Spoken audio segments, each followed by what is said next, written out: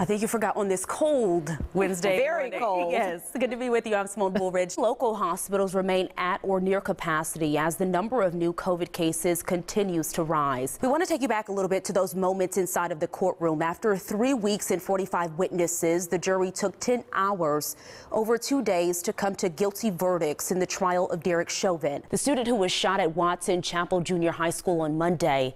Has died. His mother announced his death in a Facebook post last night. Wait a minute here. Okay. You're saying bundle up? You know, we're not going to start today. We have some sun out today, so it makes it feel a little bit better. Video you just have to see to believe. Take a look at this. This is what's left of a Tesla after a deadly crash north of Houston. 2 men were killed.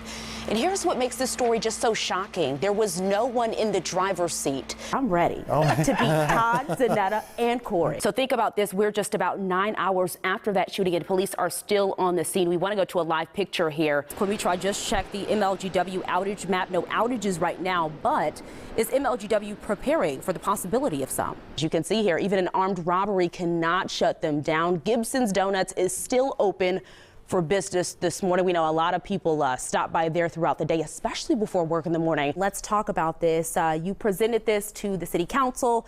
It has sort of just been put on hold. What's your reaction to that, and where does it stand now? We'll need these. We certainly will, and you make those look good. Do I? Want to give you another look at some storm damage here. This is just a small portion of that damage that we have been seeing overnight in central Alabama. Over the last few weeks, we've seen days when positive tests have surpassed the numbers seen in July. Our Jarita Patterson joins us now live downtown, where many businesses could face some tough new rules.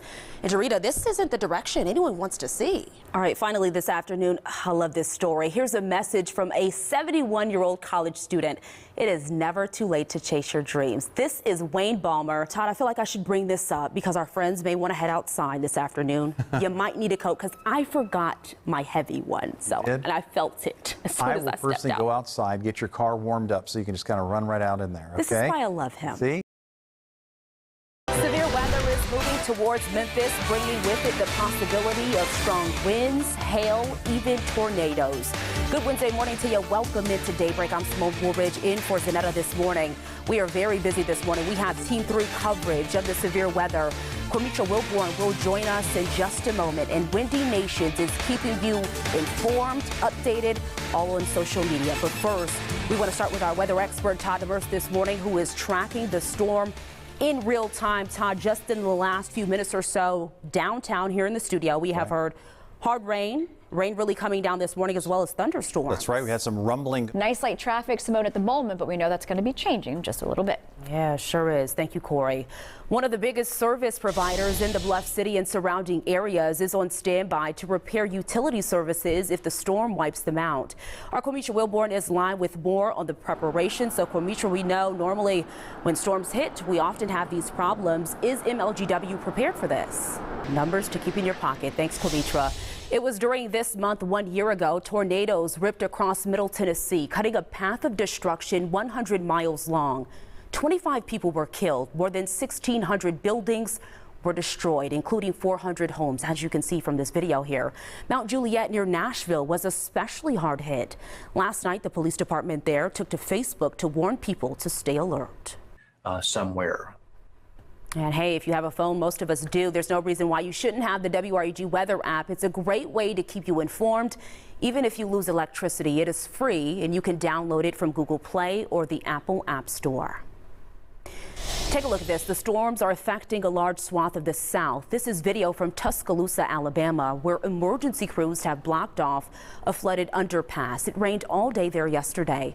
Some roads were turned into rivers. Tuscaloosa has 5 storm shelters, and they've all been opened in preparation of what could come next. Todd, we know visions just like this come after heavy rain. Go down and give them the right of way. And it's dark out there, difficult to see, so definitely want to be aware of that. So Corey keeping us updated on the roadways, Todd keeping us updated weather conditions, windy weather conditions on social media. Stay with us. Our live coverage of the severe weather continues right after this. 6:14 your time on your Wednesday morning. 2 young boys ended up in a pond by accident, and one sadly did not make it. The surviving child is recovering at Le Bonheur Children's Hospital. Take a look at these pictures here. You can see the first responders working hard to rescue the children from this retention pond. The pond is behind their house on Symone Avenue. Police say the boys were ages 3 and 5 years old. Some residents in the area say they didn't even know the pond existed. Sad story. Hey, watch out!